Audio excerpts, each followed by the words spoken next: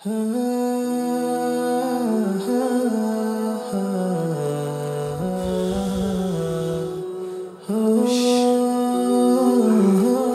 Semester fee বাড়িয়ে দিয়েছে, বুঝলি আদনান? কোনো রকম নোটিশ ছাড়াই আবার সেমিস্টার ফি বাড়িয়েছে। এটা তো জুলুম, এটা তো পুরোপুরি জুলুম। প্রতিবাদ করে আর কি হবে? বিসির কানে তো কোনো কথাই পৌঁছায় না। শুনতে হবে। আমার বাবা নোয়াখালী গ্রামে দিনরাত রিক্সা চালায় আমার এই ফি দেওয়ার জন্য, আর এরা সেই টাকা দিয়ে পকেট ভরবে? এটা কোনোভাবেই হতে পারে না।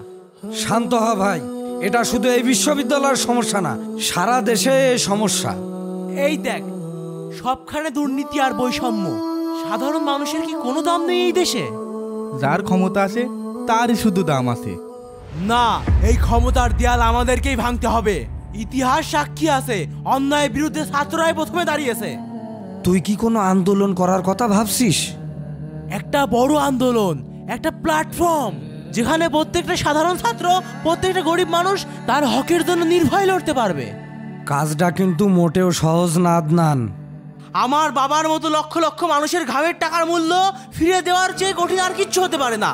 এই দেশ কোনো দুর্নীতিবাদের নয়, এই দেশ আমাদের, আর আমরা এই দেশ বদলাবো ইনশাআল্লাহ। ইনশাআল্লাহ।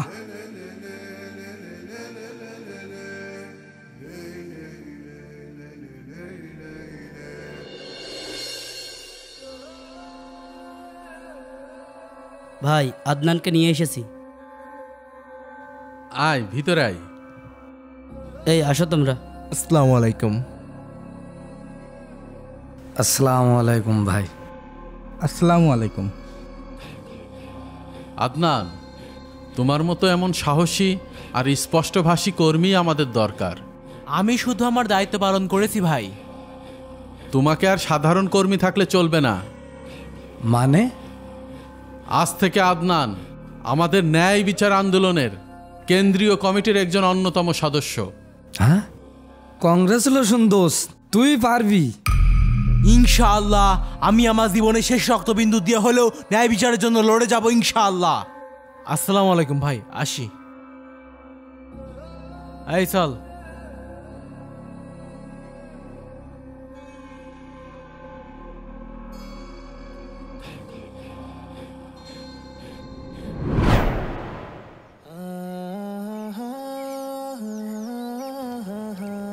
ঘরের ছাদ দিয়া তো হয়ে গেল, একটু ফোন করে ছেলের একটু জানাই দি।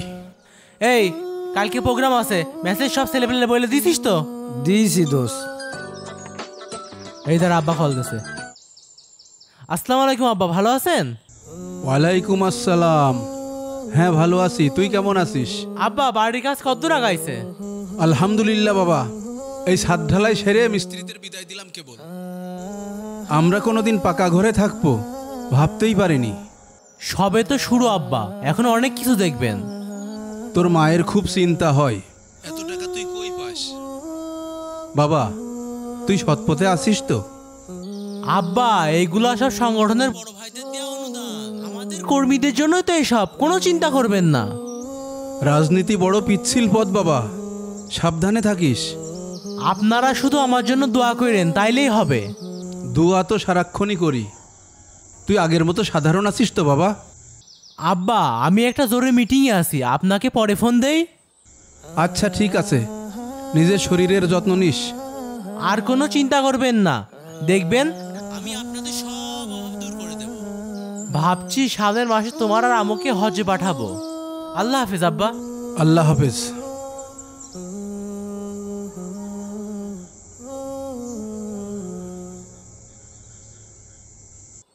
আচ্ছা, যা বলছিলাম, কালকে মিটিং আছে, পার্টি অফিসে সব ছেলেপেলে নিয়ে চলে আসবি, ঠিক আছে?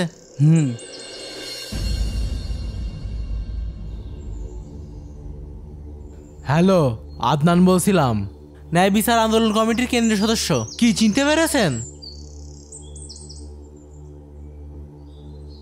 কাজটা যেন কালকের মধ্যে হয়ে যায়, না হলে ছাত্র সমাজকে নিয়ে আপনার অফিসের সামনে বসতে আমার বেশি সময় লাগবে না, ঠিক আছে? বাহ আদনান, তোর যে এক ফোনে কাজ হয়ে যায়। ক্ষমতার ভাষাটাই আজকাল বোঝে। আদনান, তোর সাথে আমার জরুরি কথা আছে। বল। একটু আগে তুই ফোনে কাকে হুমকি দিচ্ছিলি? এটা কি আমাদের সংগঠনের নীতি? আরে ওরা একটা গরিবের কাজ আটকে রেখেছিল, আজকাল চাপ না দিলে কোনো কাজই হয় না। চাপ? আদনান, আমরা কিন্তু মানুষের সেবা করতে এসেছিলাম, ক্ষমতা দেখাতে নয়। আরে আজকাল ক্ষমতা লাগে, তারপরে সেবা। তোরা এইসব সহজ হিসাবটা কোনোদিনই বুঝবি না। এই হিসেব বোঝার জন্য আমরা ঘর ছাড়িনি। তুই অনেক বদলে গেছিস আদনান। আরে আমি বদলাইনি, আমি বাস্তববাদী হয়েছি। আর থাক, তুই তোর পুরানো আদর্শ নিয়েই থাক।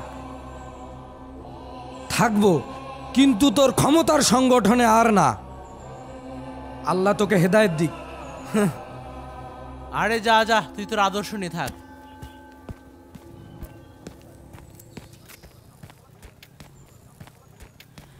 এই, ওর চোখে চোখে রাখিস।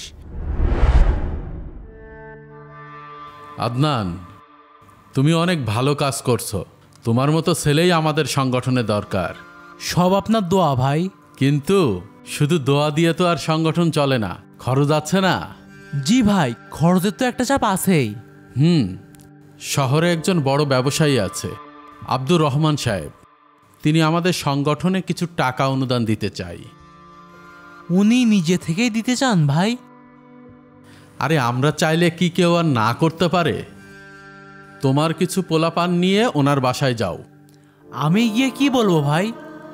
কিছু বলতে হবে না, তোমার পরিচয়ই যথেষ্ট। তুমি শুধু গিয়ে বলবে আমাদের সংগঠনের জন্য কিছু সাহায্য লাগবে। কাজটা কি ঠিক হবে ভাই? এটা তো একরকম। সংগঠন চালাইতে গেলে মাঝে মাঝে শক্ত হতে হয়, কাটা দিয়ে কাটা তুলতে হয়। যাও, কাজটা করে আসো। ঠিক আছে ভাই, বিষয়টা আমি দেখছি। আসসালামু আলাইকুম। ওয়ালাইকুম সালাম। এই চল।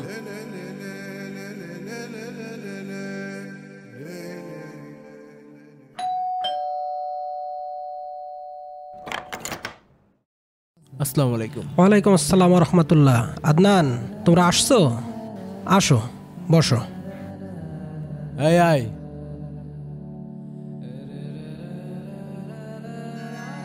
বসো।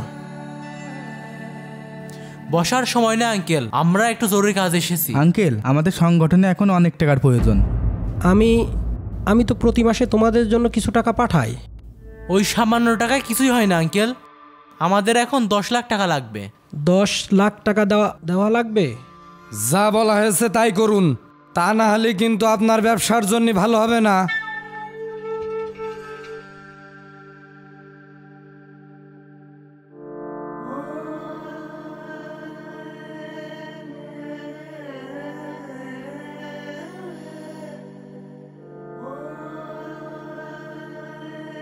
এখানে 4 লক্ষ টাকা নগদ আছে, 6 লক্ষ টাকার চেক আছে, ব্যাংক থেকে তুলে নিলেই হয়। আচ্ছা ঠিক আছে, এই চল। আগে চাঁদা নিত একজন, এখন নিচ্ছে আর একজন, এভাবেই শেষ হয়ে যাব।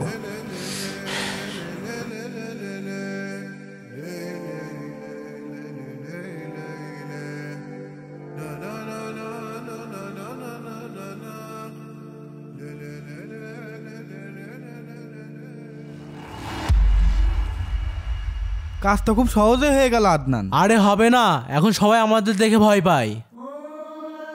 লোকটা ভালোই ভয় পেয়েছে। তবে আমার মনে হয় টাকা কম চাওয়া হয়ে গেল। মানে?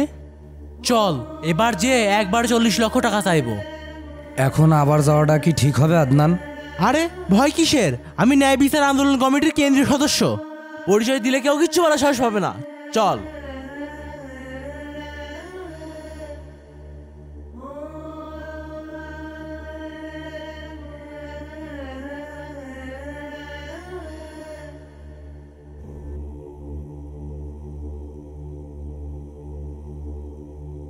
আঙ্কেল, আমরা আবার এসেছি। কেন বাবা, আবার কি দরকার? 10 লক্ষ টাকাতে আঙ্কেল সংগঠনের কিচ্ছু হবে না, আরো 40 লক্ষ টাকা লাগবে। এক্ষুনি ব্যবস্থা করুন। বলো কি বাবা, এত টাকা আমি কোথায় পাবো? সেটা আপনি বুঝবেন। টাকা দেবেন নাকি আপনার ব্যবসা বন্ধ করে দেব? আচ্ছা ঠিক আছে, তোমরা বসো, চা খাও, আমি ব্যবস্থা করছি।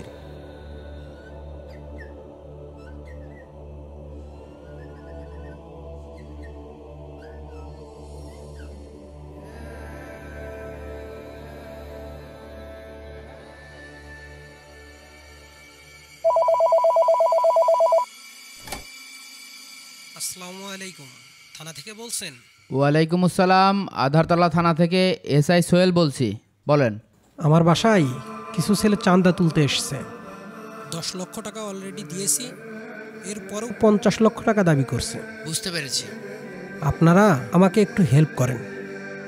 জি, আপনার লোকেশনটা বলুন। বদরগঞ্জ বটতলা এসে আব্দুর রহমান সাহেবের বাসা বললেই দেখিয়ে দিবে। আমরা এখনই আসছি। হ্যাঁ হ্যাঁ, হুম হুম হুম।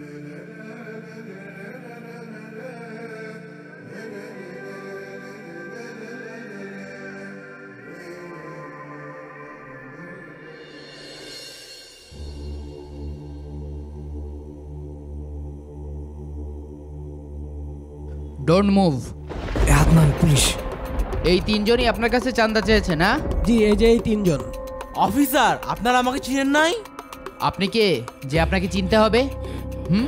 আপনি একজন অপরাধী। চাঁদাবাজি করার অভিযোগে আপনাদের তিনজনকে গ্রেফতার করা হলো। এই বান্ধব সবাইকে। অফিসার, আমি ন্যায় বিচার আন্দোলন কমিটির কেন্দ্রীয় সদস্য। আপনার সাহস কিভাবে হয় আমার গায়ে হাত দেওয়ার? আপনি যেই হন না কেন, আপনার সাথে কথা হবে থানায় গিয়ে।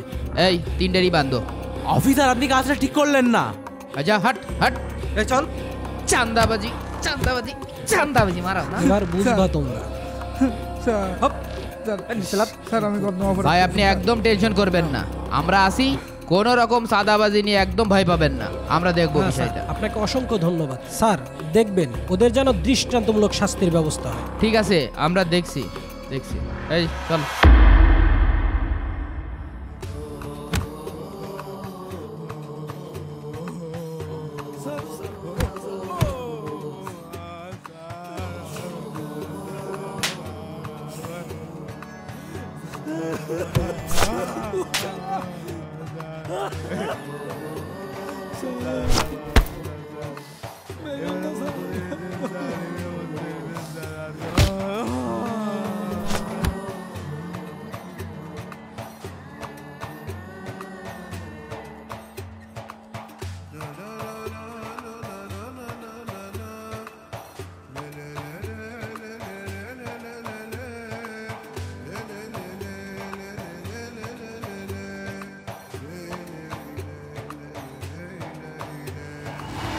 ব্রেকিং নিউজ, চাঁদাবাজি করতে যে ধরা পড়লো আদনান।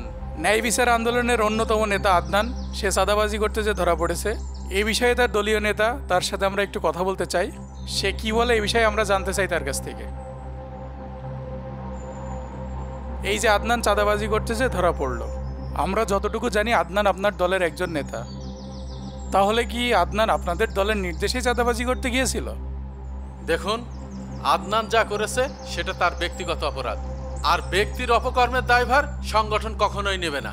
তাই আমরা আজ থেকে স্থায়ীভাবে এই সংগঠন থেকে ওকে বহিষ্কার ঘোষণা করলাম। স্যার আদনানের কি হবে তাহলে? প্রিয় দর্শক, আপনারা দেখলেন আদনানের দলীয় চেয়ারম্যান কি বলল। আদনানের কি হবে এ বিষয়ে কেউ কিছুই জানে না। বিস্তারিত জানতে সাথেই থাকুন। কি গো চাচা, ওই দেখো তোমার ছেলের অবস্থা কি, ধরা পড়ে গিয়েছে। চাঁদাবাজি করতে যে ধরা পড়েছে, দেখো অবস্থা দেখো। এবার বুঝতে পারিছি তোমরা চাঁদাবাজি করে এই তোমাকে বিল্ডিং সাদমাত দেখছো। হ্যাঁ, মান ইজ্জত আছে তোমাকে রে? মান ইজ্জত সব মাঠে মাঠে করে ফেল দিলে। আমাদের গ্রামের অবস্থাটা কি করলে? মানুষজন দেখে কবে এই গ্রামের লোকজন চাঁদাবাজি করে খায়। হ্যাঁ, যাও যাও, বিল্ডিং এবার আরো দুটো তোলো গা। আল্লাহ, এ কি বিপদ ঘটালো? আমারে কি হলো? আল্লাহ, কি সর্বনাশী কথা। মান ইজ্জত আছে তোমাকে রে? মান ইজ্জত সব মাঠে মাঠে করে ফেল দিলে। মানুষজন দেখে কবে এই গ্রামের লোকজন চাঁদাবাজি করে খায়। হ্যাঁ, যাও যাও, বিল্ডিং এবার আরো দুটো তোলো গা।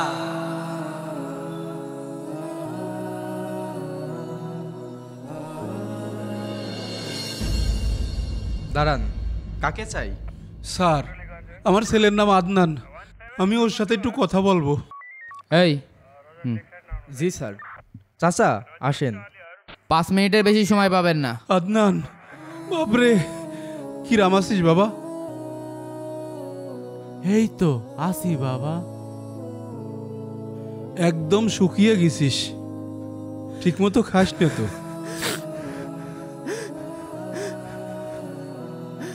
তোর মা খুব কান্নাকাটি করে তোর জন্য।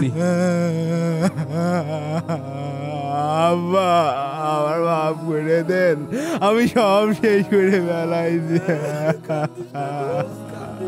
তোর জন্য মাপ চাবো কি বাবা?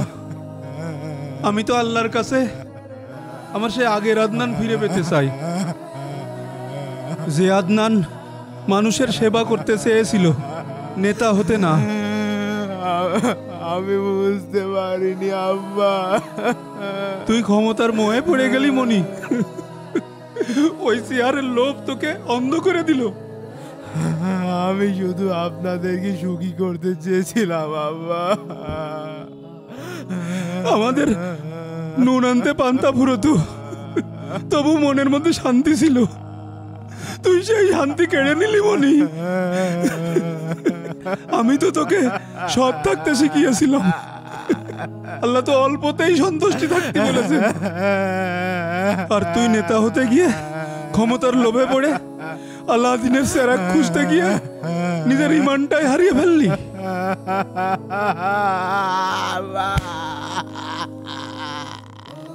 ক্ষমতার এত লোভ মনি যে নিজের আদর্শটাকেই পায়ে পিষে দিলি। আব্বা আমার ভুল হয়ে গেছে, ক্ষমতার নেশায় দুনিয়ার মোহ মায়ায় আমি অন্ধ হয়ে গেছি আব্বা। ভেবেছিলাম ক্ষমতা দিয়ে আমি সব পাল্টাই ফেলবো, কিন্তু তা পারিনি আব্বা। আদর্শের ডানা দিয়ে যে উড়াল দিয়েছিলাম, ক্ষমতার আগুনে পুড়ে আমার সেই ডানা ধ্বংস হয়ে গেছে আব্বা।